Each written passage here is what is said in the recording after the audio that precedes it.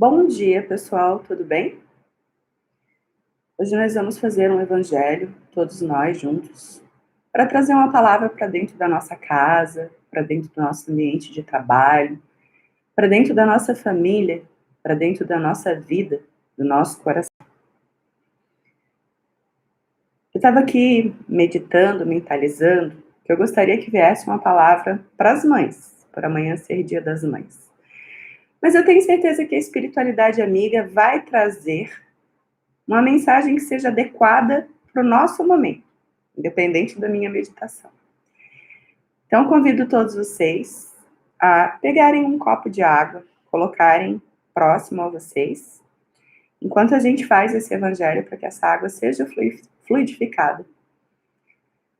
E ao final do evangelho, vocês podem tomar a água de vocês, ok? Então, pode dar uma pausa no vídeo, buscar o copinho de água, ou uma jarra, se quiser deixar água para a semana, para a gente iniciar. Uma pesquisa mostrou o seguinte. Tem uma pesquisa para mim, o meu telefone fala sozinho, gente, me dá até um desespero. O que a pesquisa está mostrando? Nada que nos interesse nesse momento, vai que era alguma comunicação espiritual, a gente tem que verificar, né? Então tá. Espero que todos estejam prontos para que a gente possa iniciar. Vamos pedir, cada um de nós, a espiritualidade amiga, a casa benfeitora mais próxima ao nosso lar, ou a casa que a gente frequenta, né? Para que esse grupo espiritual se una a nós nesse momento. Vamos pedir aos nossos mentores, aos nossos anjos, aos nossos amigos, né? A nossa família espiritual, que ele está conosco nesse momento. Não podemos esquecer, né? Dos espíritos já desencarnados que nos acompanham, ou que estão assim, né? No nosso lar, no nosso trabalho. Às vezes eles nem sabem o motivo porque estão assim, alguns sabem, né? Estão para assediar um pouquinho, para atrapalhar. Vamos convidá-los a acompanhar este evangelho também. Então, que a espiritualidade amiga nos guarde, nos proteja, nos abençoe, nos ilumine, nos fortaleça. Vamos pedir que, enquanto a gente faz o evangelho, nosso copo de água seja fluidificado individualmente para cada um, depositando sobre ele aquilo que nós necessitamos, seja uma cura física, uma cura emocional, uma cura espiritual, que seja derramada aqui a vacina para os males que possam vir a nos afligir, né? Para que a gente fique protegido nas nossas vidas passadas, aqueles momentos que nós já passamos, que nós não resolvemos muito bem, vamos voltar até eles e nos cobrir assim com um manto de luz, neutralizando aquelas energias lá atrás, né? Vamos pedir que cubra a nossa vida presente, a nossa vida nesse momento, trazendo aqui então também a cura para o nosso momento presente, que seja adequado a cada um, de acordo com a necessidade de cada um, conforme cada um estiver precisando. Que os nossos amigos benfeitores derramem nessa água aquilo que nós precisamos agora. Pai nosso que estás no céu, santificado seja o vosso nome. Venha a nós o vosso reino. Seja feita a vossa vontade, assim na terra como no céu. Pão nosso de cada dia dai-nos hoje. Perdoai as nossas ofensas, assim como nós perdoamos aqueles que nos têm ofendido. Não nos deixes cair em tentação e livrai-nos de todo o mal. Ave Maria, cheia de graça, o Senhor é convosco. Bendita sois vós entre as mulheres. Bendito é o fruto do vosso ventre, Jesus. Santa Maria, Mãe de Deus, rogai por nós, pecadores, agora e na hora de nossa passagem. Amém. Pedimos aos nossos amigos que nos permitam, que nos honrem, a nos guiar, a nos intuir a uma mensagem adequada, que nos instrua segundo as nossas necessidades, nesse momento de paz, de harmonia, que venha para nos fazer refletir, nos abençoar, abençoar ao nosso lar.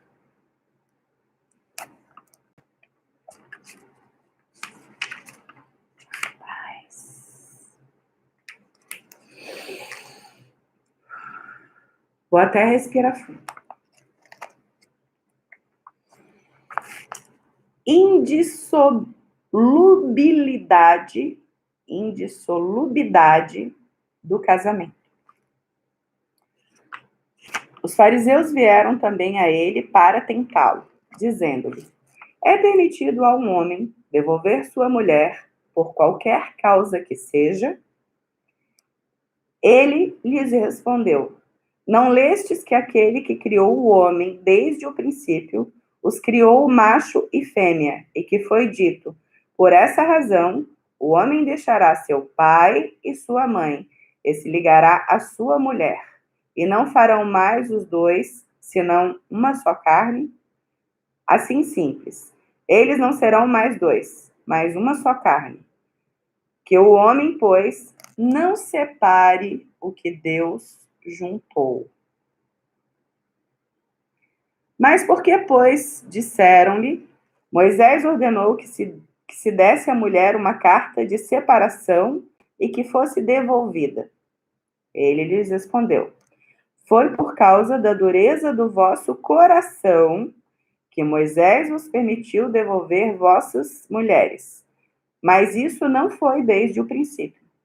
Também vos declaro que todo aquele que devolve sua mulher, se não for em caso de adultério, a esposa outra comete adultério, e que aquele que a esposa a quem o outro devolveu comete também adultério. Não há de imutável senão o que vem de Deus. Tudo que é obra dos homens está sujeito às mudanças. As leis da natureza são as mesmas em todos os tempos e em todos os países. As leis humanas mudam segundo os tempos, os lugares e o progresso da inteligência. No casamento, o que é de ordem divina é a união dos sexos para operar a renovação dos seres que morrem. Mas as condições que regulam essa união são de ordem tão humana que não há no mundo inteiro, e mesmo na cristandade, dois países em que elas sejam absolutamente as mesmas, e que não haja um em que elas não tenham sofrido mudanças com o tempo. Disso resoluta que, aos olhos da lei civil, o que é legítimo num país, em uma época, é adultério num outro país e noutro tempo. Isso porque a lei civil tem por objetivo regular os interesses das famílias. E esses interesses variam segundo os costumes e as necessidades locais. É assim que, por exemplo, em certos países, só o casamento religioso é legítimo. Em outros, porém, é preciso também o casamento civil. Noutros, enfim, só o casamento civil basta. Mas na união dos sexos, ao lado da lei divina material comum e todos os seres vivos, há uma outra lei divina, imutável, como todas as leis de Deus, exclusivamente moral, e que é a lei do amor. Deus quis que os seres estivessem unidos não somente pelos laços da carne, mas pelos da alma, a fim de que a afeição mútua dos esposos se transportasse para seus filhos, e que eles fossem dois, em lugar de um, a amá-los e cuidá-los e fazê-los progredir. Vou abrir uma aspa.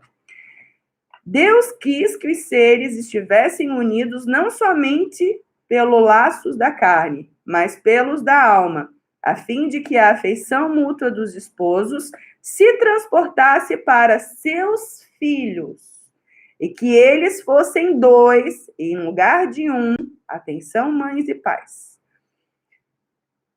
Que eles fossem dois, em lugar de um, a amá-los, a cuidá-los e a fazê-los progredir.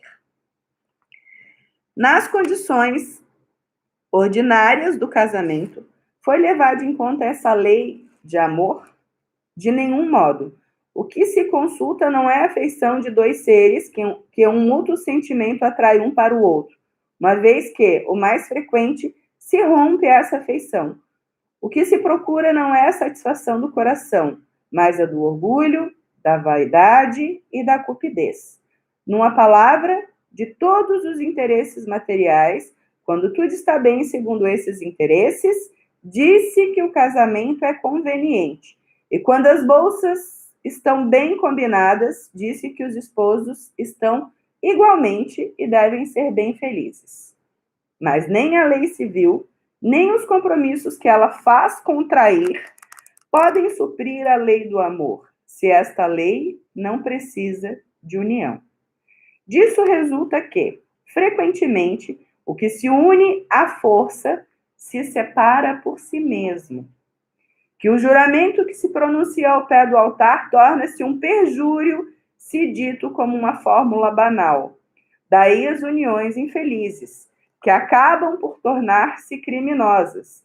Dupla infelicidade que se evitaria se, nas condições do casamento, não se fizesse a abstração da única lei que o sanciona aos olhos de Deus, a lei do amor. Quando Deus disse, vós não sereis senão uma mesma carne, e quando Jesus disse, vós não separareis o que Deus uniu, isso se deve entender da união segundo a lei imutável de Deus, e não segundo a lei variável dos homens. A lei civil é, pois, supérflua, e é preciso retornar ao casamento segundo a natureza? Não. Certamente a lei civil tem por objetivo regular as relações sociais e os interesses das famílias, segundo as exigências da civilização. Eis porque ela é útil, necessária, mas variável. Deve ser previdente, porque o homem civilizado não pode viver como o selvagem. Mas nada, absolutamente nada, se opõe a que seja o corolário da lei de Deus. Os obstáculos para o cumprimento da lei divina resultam dos preconceitos e não da lei civil. Esses preconceitos, se bem que ainda vivazes, já perderam seu império entre os povos esclarecidos. Eles desaparecerão com o progresso moral, que abrirá, enfim, os olhos sobre os males sem número, as faltas, os próprios crimes, que se resultam de uniões contraídas, tendo em vista unicamente os interesses materiais. E se perguntará um dia se é mais humano, mais caridoso, mais moral unir indissoluvelmente um ao outro seres que não podem viver juntos, do que lhes dá a liberdade, se a perspectiva de uma cadeia indissolúvel não aumenta o número das uniões irregulares. Aumenta. O divórcio. O divórcio é uma lei humana que tem por fim separar legalmente o que está separado de fato. Não é contrária à lei de Deus, uma vez que não reforma senão o que os homens fizeram e não é aplicável senão nos casamentos em que não se levou em conta a lei divina. Se fosse contrária a esta lei, a própria igreja seria forçada a considerar prevaricadores aqueles dos seus chefes que, pela sua própria autoridade e em nome da religião, em mais de uma circunstância, impuseram o divórcio. Dupla prevaricação, então, uma vez que seria só em vista de interesses temporais e não para satisfazer a lei do amor. Mas Jesus, ele mesmo, não consagrou a indissolubilidade absoluta do matrimônio, não disse, é por causa da dureza de vosso coração que Moisés vos permitiu devolver vossas mulheres. O que significa desde o tempo de Moisés, a afeição mútua, não sendo o objetivo único do casamento, a separação podia tornar-se necessária. Mas acrescenta, isso não foi desde o princípio.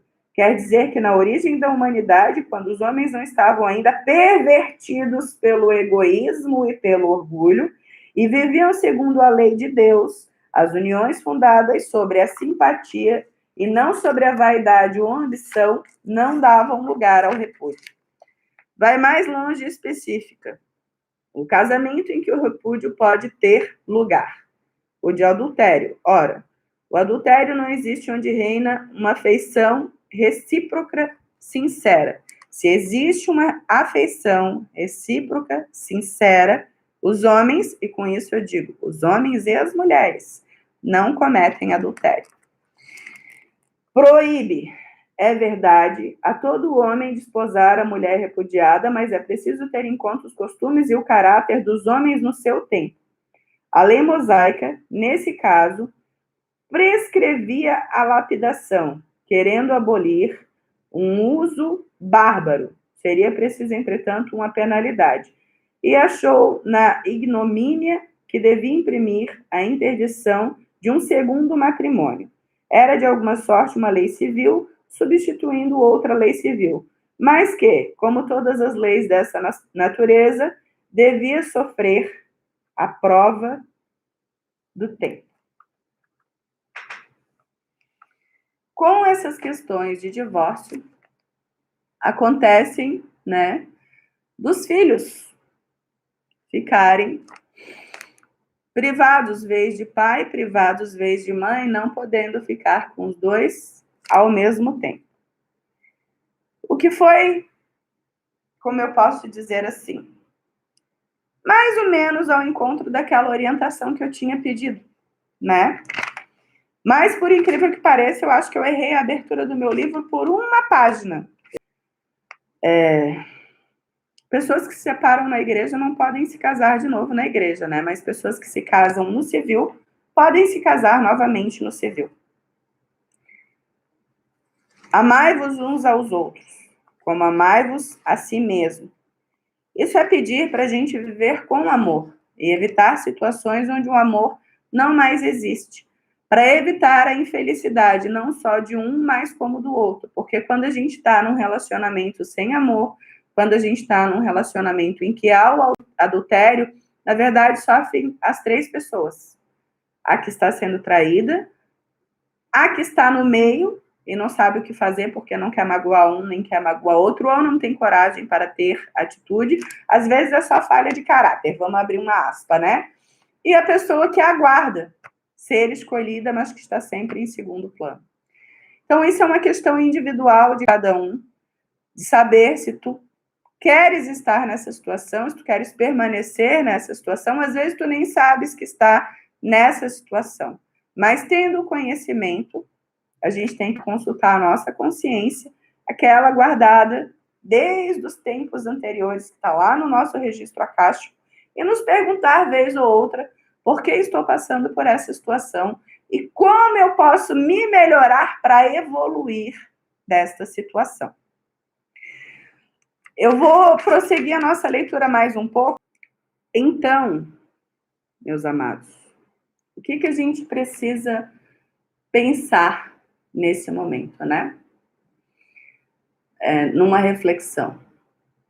Eu creio que tanto pais, quanto mães, quanto filho, antes de acessarem sua encarnação terrena, tem aquela conversa espiritual no plano superior antes de vir, onde os pais aceitam receber os filhos, onde os filhos aceitam vir filhos destes pais, para um aprendizado de todos, sabendo das situações que estão por vir. Tem filhos que sabem que vão vir e que o casamento dos pais vai perdurar e que serão muito, muito amados.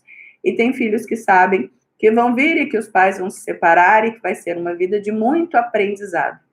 A gente precisa lembrar que aqui é um plano de provas e expiações, onde a gente vem se provar, se testar e expiar, né?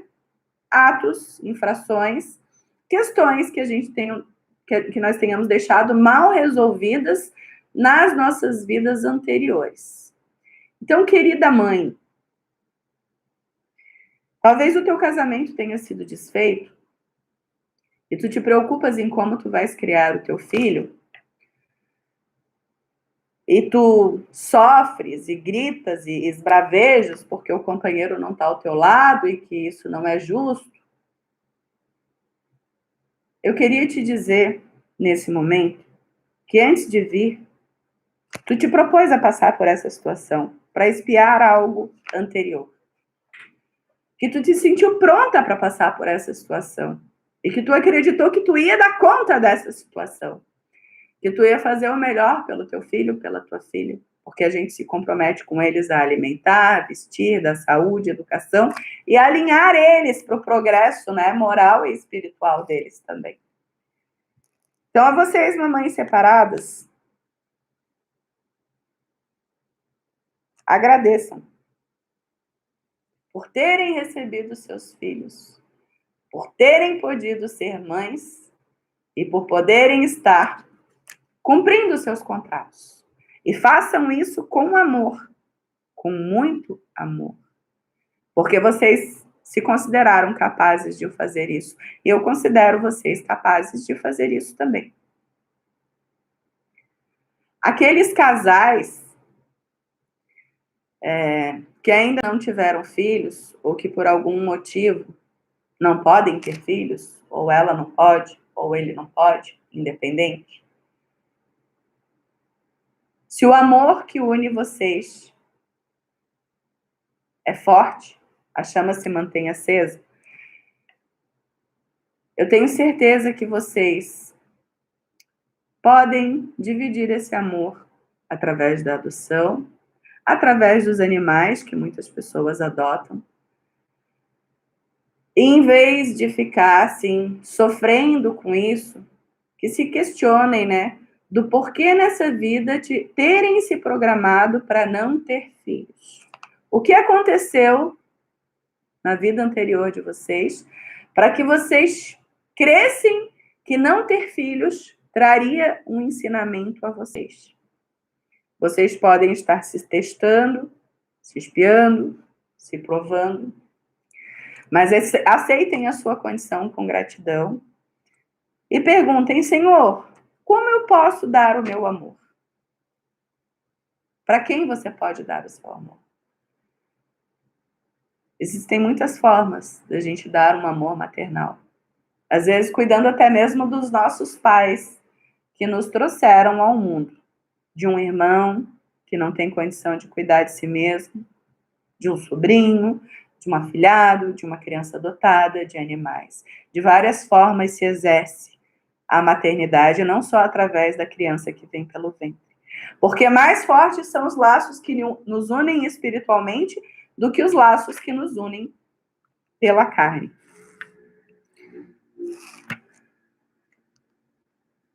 Eu quero acrescentar mais uma passagem que não é sobre casamentos desfeitos e sobre ter e não ter filhos ou como os filhos ficam depois disso. Mas, por amanhã ser Dia das Mães, eu queria falar às mães que perderam seus filhos, ou aos filhos que perderam suas mães. A vocês que perderam seus papais, suas mamães, especialmente suas mamães, não guarde revolta. Não chore sobre a saudade. Faça uma oração por eles, permita que eles descansem, que eles estejam em paz, que eles estejam felizes e que possam te visitar do plano espiritual e te dar um beijo e um abraço. Nenhuma folha cai do pé sem que Deus permita. E se eles partiram, é porque a missão deles aqui estava concluída e era a hora deles partir. E a vocês, mamães que perderam seu filho muito cedo, tem uma passagem do Evangelho que fala sobre a morte prematura. E que a gente fica se perguntando assim, por que essa pessoa tão boa e tão jovem se foi, enquanto aquele que não presta ou que faz coisa errada não se foi? E o Evangelho diz sobre isso, que aquele que pôde ir cedo é porque tinha poucas coisas a provar, poucas coisas a espiar, e que ele está recebendo o presente da liberdade do corpo físico para poder voltar ao plano espiritual. Então, aquele que se foi cedo foi honrado. Sofrem aqueles que ficam. Nós, pais, sofremos. Você, mãe, sofre.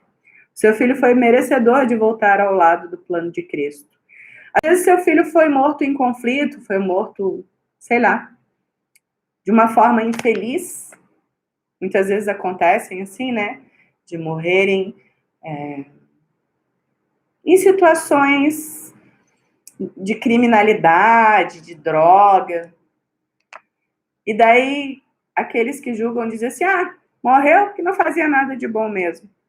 Aos olhos de Deus, ele se foi porque Deus teve piedade dele.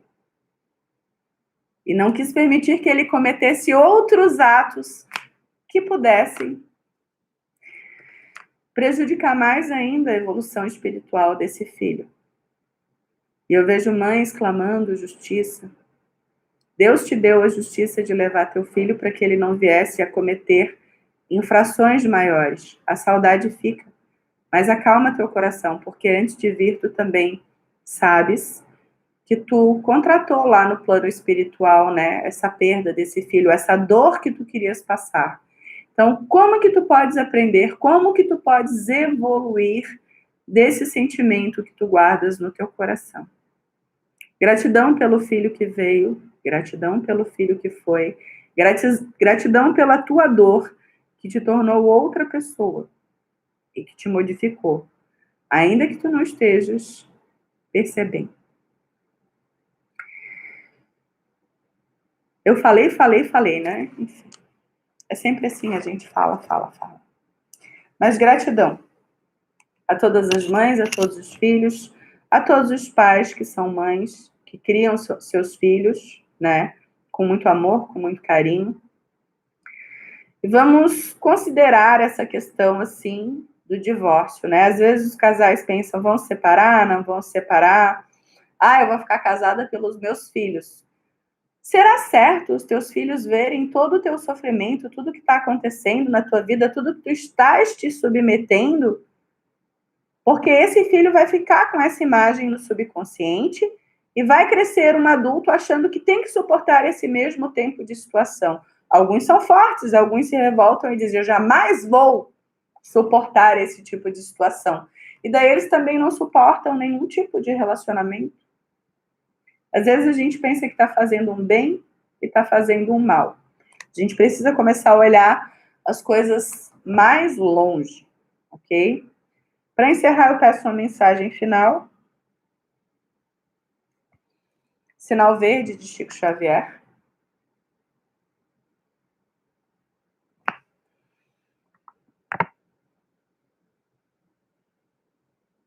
Presentes. Presente é sempre um sinal de afeto e distinção entre a pessoa que oferece e a pessoa que recebe. Sempre é aconselhável escolher o presente de acordo com a profissão ou a condição de quem vai recebê-lo. Sempre é aconselhável escolher o presente de acordo com a profissão ou com a condição de quem vai recebê-lo. Eu acho que é pensar na necessidade do próximo, né? Porque às vezes a gente dá um presente espalhafatoso que não tem nada a ver com a pessoa e que a pessoa não vai usar, às vezes se sente até constrangida por estar recebendo esse presente. Se a sua oferta vem a ser alguma prenda de confecção pessoal, como seja um quadro ou alguma obra de natureza artística, evite perguntar por ela depois de sua doação, ou conduzir pessoas para conhecê-la, criando embaraços em suas relações afetivas. Tu deu, tá dado, meu filho, desapega. Omita o valor ou a importância da sua dádiva, deixando semelhante a avaliação ao critério dos outros. Não importa quanto um presente que a gente dá custa. É interessante falar em presente numa data de presentear, né? A pessoa que está recebendo o presente não precisa saber quanto o presente que você está ofertando custou. Na verdade, ninguém precisa saber. A gente volta para aquela máxima do que a gente dá com uma mão, a outra mão não sabe, né? Depois de presentear alguém com seu testemunho de amizade, é sempre justo silenciar referências sobre o assunto, para não constranger essa mesma pessoa a quem supõe-se obsequiar.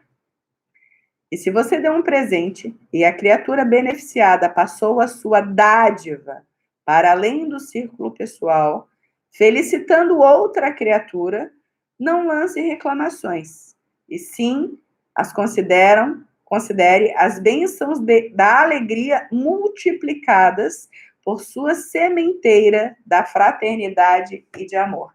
Às vezes a gente dá um presente para alguém, a pessoa fica com o presente um tempo e depois dá o presente para outra, a gente, a pessoa não gostou do presente que eu dei para outro. Às vezes ela gostou tanto que ela quis dar felicidade a outra pessoa, né? Então tá multiplicando a alegria e o bem que a gente fez. A gente tem que evitar guardar ressentimento, evitar julgamentos, né? Principalmente porque são preconceitos, julgamentos pré-estabelecidos que a gente faz. O importante é que a gente presenteie neste momento de crise, dentro da nossa condição, sempre. E se o outro não souber apreciar o presente que a gente deu dentro da nossa condição, isso é um problema dele com a consciência dele, não nossa, que presenteou. Inclusive, se tu não tem condição de presentear, não presenteie. Meu pai e a minha mãe, eles têm uma frase muito engraçada, assim, para os meus filhos. Eu tenho um presente para ti. O que é? Um beijo e um abraço. E que dádiva termos os pais vivos ou termos os filhos vivos para dar um beijo e um abraço. E dizer para eles o quanto eles são importantes para nós. Certo? Meus amores, muito obrigada pela companhia de vocês. Gratidão pela nossa água fluidificada, pelas bênçãos derramadas aqui para a nossa saúde física, mental e espiritual.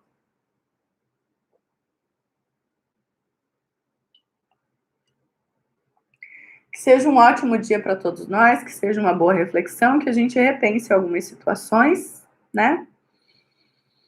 E que traga calma e acalento para os nossos lares e para os nossos corações. Eu não sei o porquê dessa mensagem, mas possivelmente muitos lares desfeitos, né? E a gente estivesse precisando escutar sobre isso um pouco.